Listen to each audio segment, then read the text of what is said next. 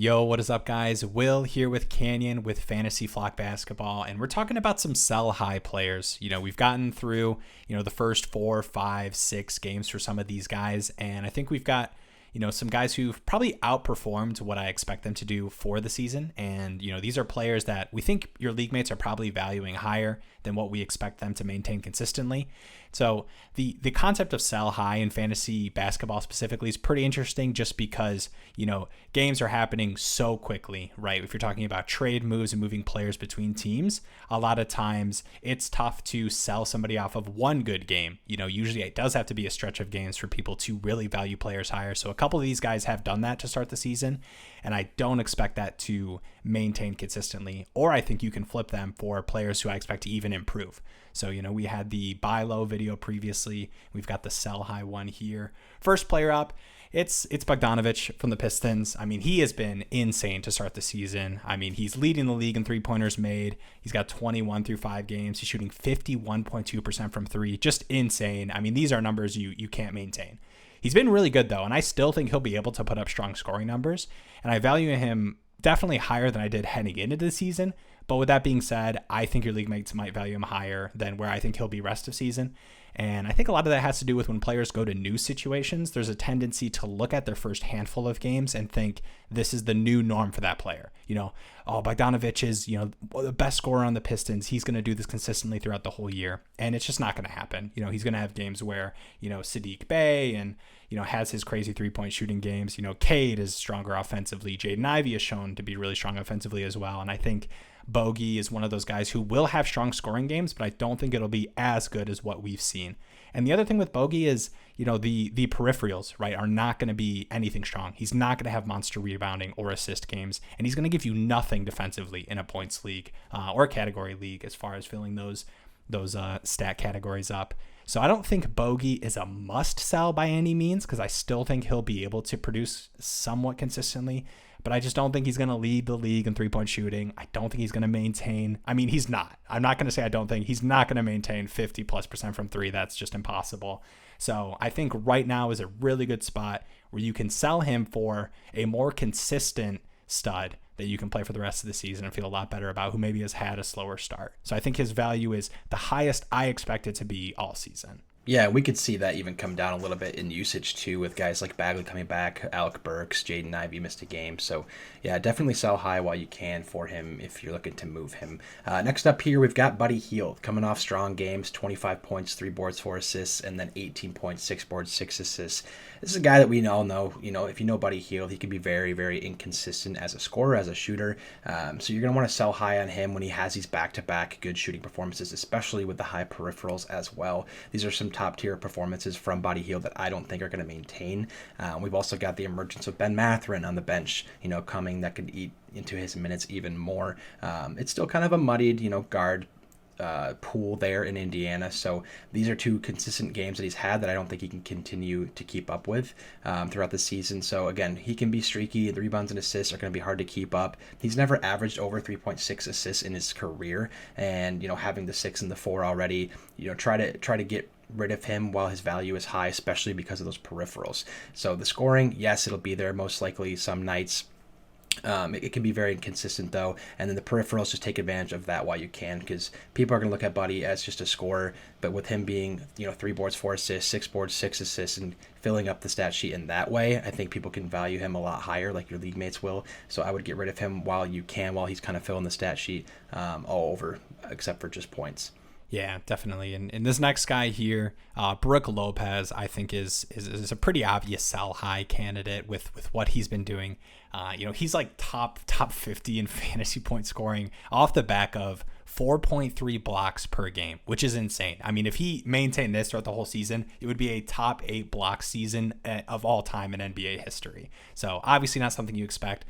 Brook Lopez will get you some defensive stats, but I think what you can do with Brook Lopez is if you can flip him for any kind of top 50, top 80, even top 100 player, I would definitely look to do that. I liked Brook. I think he had some upside heading into the season, but I think his value is obviously going to be higher than it will be for the rest of the season with what he's done to start. Obviously, the defensive stat categories, they're hard ones to maintain. So when you're looking at players, really look at what they've done their whole career. And if you do that for Brook Lopez, even at his height, right, if he's getting you 3 defensive stats a game, if you plug that in to his stat lines elsewhere across the board with his scoring and rebounding and assists, he would not look as appealing at all. So I think Brook Lopez is one of those guys where maybe the more casual player, or just maybe, fantasy players in general. I don't know if you guys are this way. I definitely have been this way before, where you're looking to stream players, you're clicking on, checking out their box scores, but the first things you look at are minutes and fantasy points. Those are like the first things that catch your eyes, right? And he's been playing 28, 29, probably 30 minutes over these first couple games. And obviously the fantasy point production's been there because he's been consistently been a monster defensive stat guy. So that's not going to maintain, even if it is an improvement off of what he's done and been his best seasons, through his whole career, it's not going to be this good. So he's a guy where I really would be trying to sell for whatever value you could get off of him, because this is not going to maintain. Yeah, I mean, he's kind of a typical streaming kind of guy off the waiver wire. So if you can get someone from your league mates that's a consistent roster hold, I think that's a W there. Next up here, we've got Ayo Dosunmu. He's had a really low usage rate, actually, starting this season in place of Lonzo Ball. But he's been super, super efficient. High 3-point percentage, which is kind of out of the norm for him a little bit. Had a 22-point game against the Celtics. He's starting, but it wouldn't shock us if, Caruso, Dragic, Kobe White came in at 8 endless minutes, and then long term, Lonzo is going to be back this season.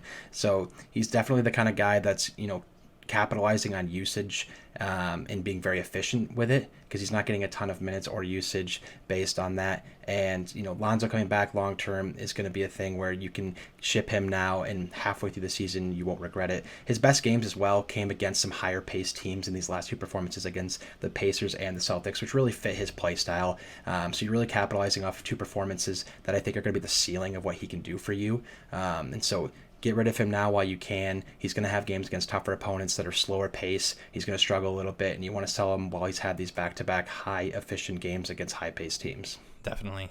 Next guy here, we've got Andrew Wiggins, who's had a really strong start to the season. It's been higher shooting numbers. He's had pretty high defensive stats, and he's a really good defensive stat guy. Don't get me wrong. That's something you expect from him, but he's just not going to average, 3+ defensive stats a game. That's not something we've seen from him.